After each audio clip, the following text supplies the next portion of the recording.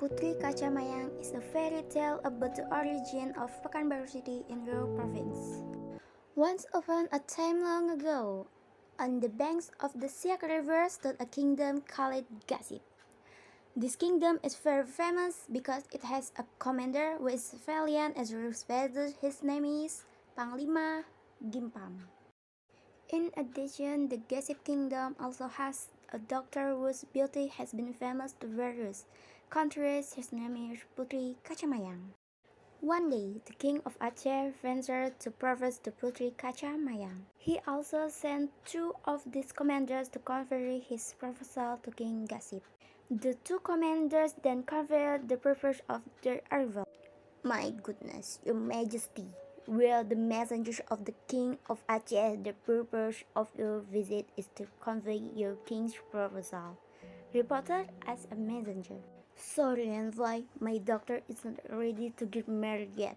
Convey your apologies to your king."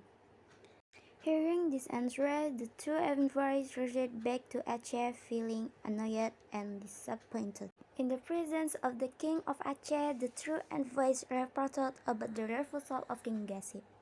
The king of Aceh was very disappointed and felt humiliated to hear the report.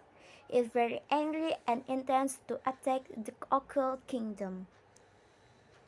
Meanwhile, King Gasip has prepared the royal war troops to deal with possible attack because he is very familiar with the arrogant nature of the king of Aceh.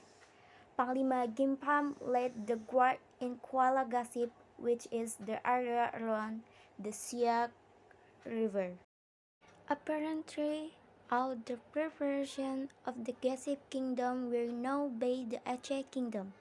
Through one of his spies, the king of Aceh learned that the valiant Gimpam commander was in Kuala Gasip.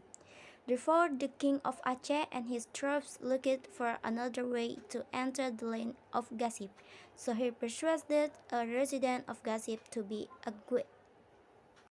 "Hey, young people, are you a resident of this country?" asked the guard of the king of Aceh to a resident of Gasip. "Sorry, mister, actually I don't know the ins and outs of this country." Feeling cheated, the guard of the king of Aceh suddenly beat the young man to a pulp. Unable to stand the torture he received, the young man was forced to give direction to the land road to Gasip.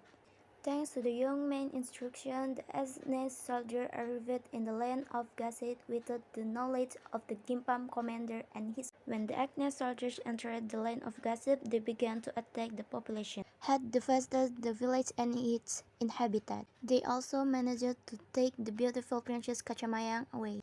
The Gimpam commander received a report that the palace had been controlled by Aceh soldiers. He and his troops immediately returned to their place. At the time, the Gimpam commander left for Aceh to fulfill his oath. With his supernatural powers, it was not long before Panglima Gimpam arrived in Aceh. They had prepared elephants to confront Panglima Gimpam at the place gate. Easily, the Gimpam commander tamed the elephant. When Panglima Gimpam arrived at the place gate, he jumped on the big elephant. The king of Aceh was very surprised and amazed to see the courage and magic of Panglima Gimpam in taming the elephant that had been prepared to kill him. Finally, the king of Aceh acknowledged the magic of Panglima Gimpam and handed over Princess Kaca Mayang to the brought back to the Gasip place. The wind was so strong that it was difficult for the princess to breathe. "Commander, I can't stand this pain anymore. Please convey my greetings and apologies to my family at Gasip Place." Before Panglima Gimpam could say anything, the princess breathed her last. Overcome with deep sorrow, Panglima Gimpam continued his journey by bringing the corpse of Princess Kaca Mayang before King Gasip. Arriving at the Gasip Place, the arrival of the Gimpam commander who broke the princess' body was greeted by the place family with feelings of sadness. Without waiting long, Princess Kaca Mayang's body was immediately buried in Gasip. Raja Gasip has been very sad and lonely. King Gasip decided to leave the place and retreat to Mount Malacca. For a time, the government of the Gossip Kingdom was held by Panglima Gimpam. His loyal nature made Panglima Gimpam not want to enjoy pleasure on top of the sadness and suffering of others. He also does want to take other people's property even though the person is in front of him. Panglima Gimpam left Gossip and opened a new village which was Charles Pekanbaru. Until now, the name was used to mention the name of the capital city of the province, Pekanbaru City.